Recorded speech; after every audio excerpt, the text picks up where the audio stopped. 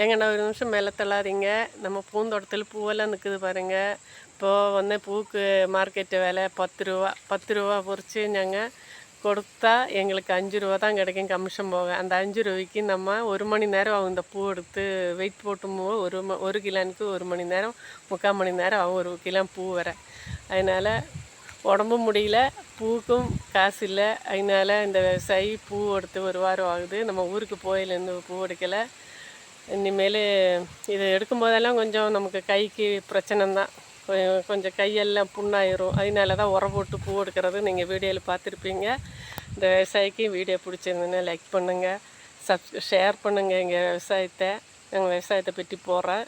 நான் இல்லைனாலும் எங்கள் விவசாயத்தை பற்றி நான் போடுவேன். ஏன்னா தனியாக வீடியோ அதிகமாக எடுக்க தெரியாது. அதனால தான் இந்த விவசாய சேனலை ஷேர் பண்ணுங்கள், லைக் பண்ணுங்கள். பிடிச்சிருந்தீங்கன்னா சப்ஸ்கிரைப் பண்ணுங்கள். நன்றி, வணக்கம்.